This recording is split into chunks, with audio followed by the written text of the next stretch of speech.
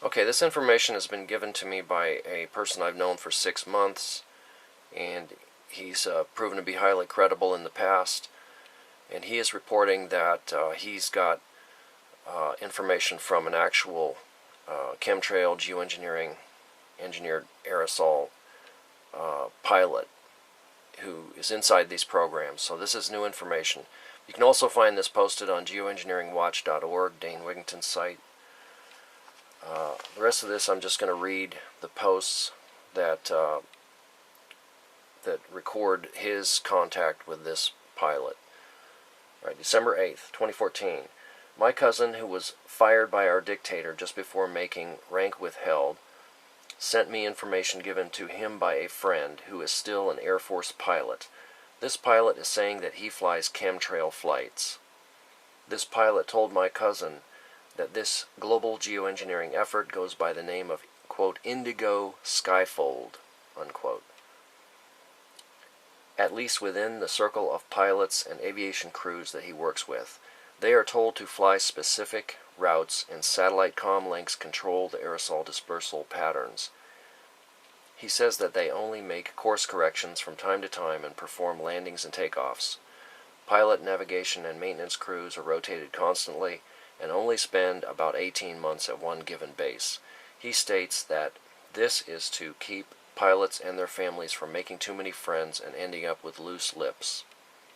Plus, they also rotate between day and night flights, one base for daytime flights and one for night. Each base covers a 250-mile zone, and each fleet squadron of planes cover 3 states, or an even larger swath of ocean. They are told to simply do their job and shut the F up. Their superiors will only tell them it's a matter of national security and, quote, without these flights, our enemy's newest technological weapons of war could easily penetrate America's airspace at will. We are dedicated and committed to keeping our allies safe from the same skyward threats, so we extend the arm of protection to those countries who support our efforts. Hostile nations are also building atmospheric shields while in the same discourse, trying to explore weaknesses in our ever-developing air and space-based technologies, unquote. Sounds more like a PR statement to me. I think this pilot either believes what he is told or he is simply trying to sugarcoat their genocide project. December 8, 2014. My firewall detected multiple intrusion attempts when I Googled the Indigo Skyfold code as well. Zero information found on the internet for this operation. That is unique. I received a rather lengthy reply from the Chemtrail Pilot. Here is that text from his or her email. First of all, I would like to say I do not agree with my mission assignments, but what soldier ever truly does? Several of us have considered bucking the ranks and going AWOL from time to time. We are kept in the dark when it comes to getting honest answers about what we are really spraying. Should they discover that we or our families are actively inquiring about your so-called chemtrails term, then automatic and swift disciplinary action will be taken. HAARP and radar are 2 other non-allowed research subjects. Unless our children are learning about these in base schools, we cannot educate ourselves or our children through any public tutoring system. I would not intentionally spray my children or family with toxic aerosols, but as you must know, 80% or better do not have any family or children.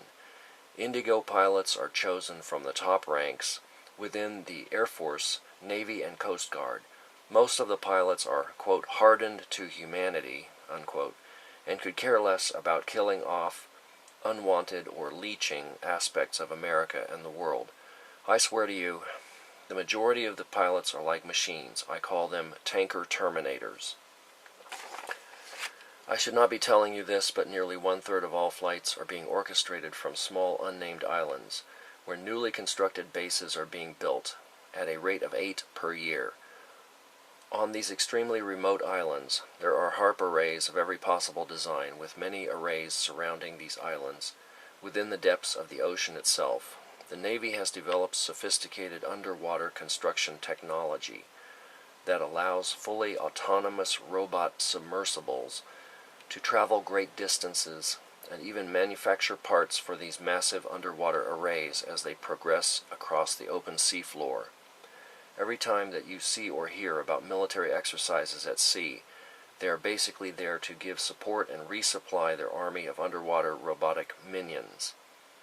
There is possibly one aquatic robot per plane, and will soon be double that. You will never be able to Google Earth search any of this, other than an occasional error in blurring some island bases or smudging images of underwater arrays. It is impossible to locate all these artifacts. They even paint fake clouds over some of our island installations to keep prying eyes away. I have been shown some of these images by civilian friends. That is the reason I know this. I completely understand your concern for human safety, but here is the kicker. We are shown videos in our training of catastrophic destruction to our homeland by very sophisticated weapons, then told that these will be the consequences if we don't fly. Our efforts in building a defensive atmospheric weapons shield are the only missions of its kind in the world. We are paid more than any other pilot for our service, other than Air Force One pilots, who make as much or more and are kept in a dark secret world for their own protection. They tell us that secrecy is our protection and not to listen to any public rhetoric. We all know about cyber program Flashpoint, or FP-03, as it is known within the veteran community.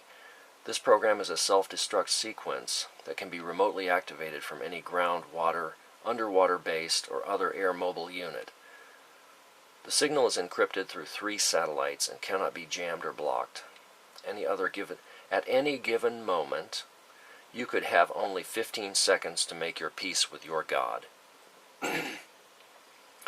They tell us that FP exists to keep planes from accidentally going down in heavily populated areas.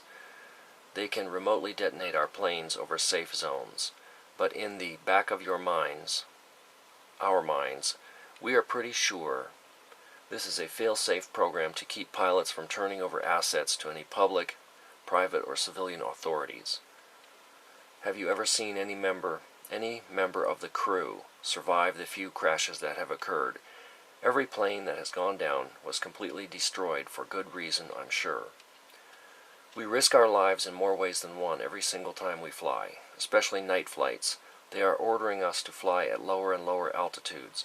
We feel like massive Dark Force Empire crop dusters, and know that one night Bubba or Billy Joe will fire their long rifles at us when we spray their moonshine-making operation or pass over an illegal Mary Jane crop. I know for a fact that some planes have been shot at and subsequently brought down by mostly Russian, Chinese, and Korean weaponry. But the media will never cover these events, as they are not allowed to report on our flights either. That must be true, for I have yet to see a detailed or in-length report of our missions on any public venue, other than conspiracy shows and anti-government websites. I risk everything for disclosing so much information, and you will find very few like me.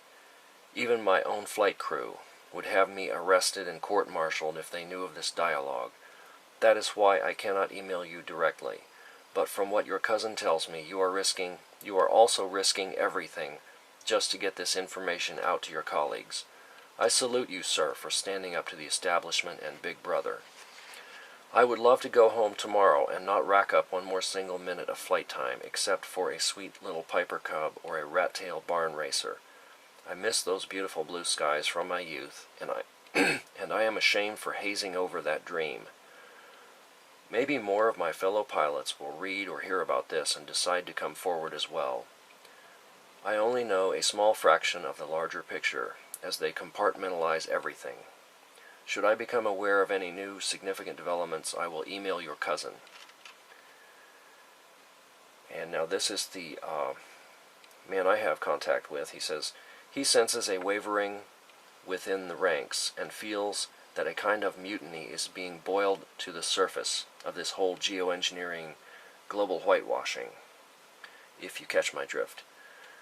My cousin still has friends in high places too, so he is helping to protect the pilot. This came December 11. Last word from the pilot was, quote, all pilots on leave are required to report to their CO by December 15th for special training operations to qualify for Indigo Phase 2 flights, expected to be initiated by January 21. Those were his words, not the actual Air Force message. He wanted me to stress that. He believes that the focus of their flights will be moved to areas east of California and Texas in order to progress the drought further into the heartland. Plus, he feels that a very new, extremely toxic chemtrail mix is going to be sprayed using new technology that makes these special chemtrails completely invisible. Atmospheric shield of protection. He doesn't believe that either. So that's the end of the message from this chemtrail pilot. And I just, from my own experience, I've had a lot of contact with this guy for 6 months via the internet, and basically everything he's told me has turned out to be true, so I have no reason to doubt any of this. So, hope you can forward this. This also points out how difficult it is to fight this program, because the people inside the program are not subject to public opinion or public information sources. So we need to brainstorm and come up with a way to shut down this program, as it is actually heating the planet and killing everything with elevated UV and toxic metals. Thank you for listening.